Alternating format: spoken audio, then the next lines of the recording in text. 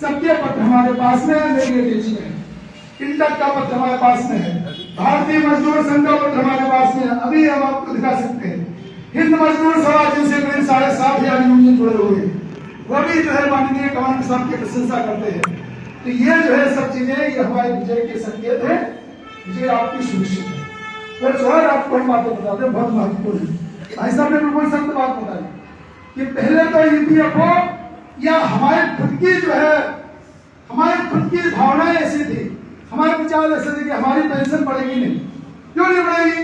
क्योंकि फार्मूला के हिसाब से आपकी पेंशन हो रही है, अब बढ़ाने का सवाल ही नहीं है।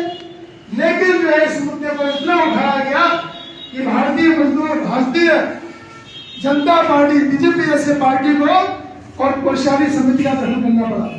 2014 में 2013 में उसकी रिपोर्ट आई, उन्होंने कहा कि 3,000 रुपये कोषारी समिति ने कहा कि 3,000 रुपये प्लस डीएल को दिया जाए।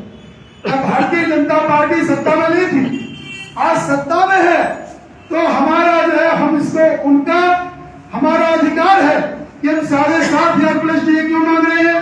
क्योंकि 3,000 रुपये प्लस डीए, 3,000 की कीमत आज 7,500 रुपये है, इसलिए हम 7,500 रुपये मांग रहे हैं, प्लस डीए मांग रहे हैं। और क्यों मांग रहे हैं?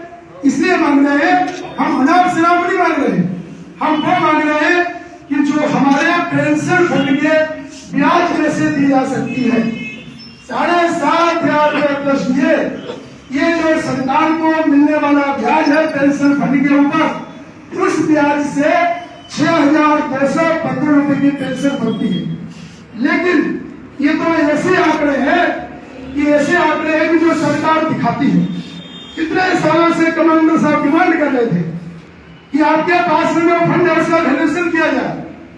अभी आपने भाई साहब ने आपको बताया कि 2019 के आंकड़े प्रस्तुत किए गए राज्यसभा में, लोकसभा में 2019 के आंकड़े प्रस्तुत किए गए हैं कि एक्चुअली का रिपोर्ट कौन से साल का है? 2019 का।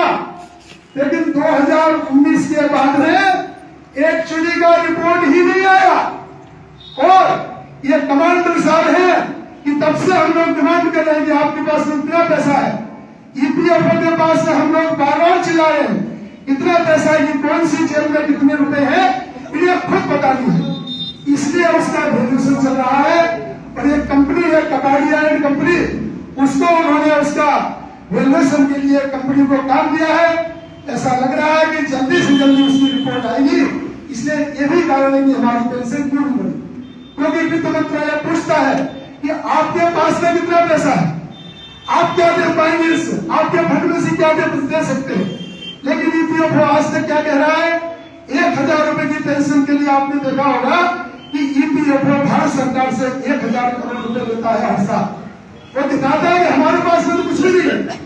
तो यह आपके संगठन की ताकत है, ये आपका संघर्ष है कि उसने सरकार को बता दिया कि ईपीएफओ के पास में बहुत पैसा है, इनको खुद पता नहीं, इसका वैल्यूएशन किया जाए, उसका वैल्यूएशन जल्दी से जल्दी होगा।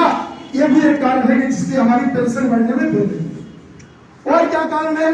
बहुत सारे कारण हैं, उसके बारे में ज्यादा डिटेल में नहीं जाएंगे। आपको इतनी कहेंगे कि अभी जो चर्चाएं हुई है इतना सुनिश्चित है। माननीय श्रम मंत्री जी के बॉडी लैंग्वेज से उन्होंने कहा है, ये सत्य कहा है, इसको ऑफ द रिकॉर्ड रखिए थोड़ा सा।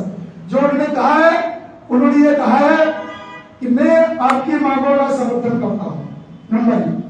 नंबर 2, इसको ऑफ द रिकॉर्ड रखिए, रिकॉर्ड मत कीजिए। और उन्होंने कहा है कि आप बार-बार जो है भारत माता की जय, वंदे मातरम की नारे लगाते हमारे ऑफिस के सामने, पूरे देश में आप नारे लगाते हैं।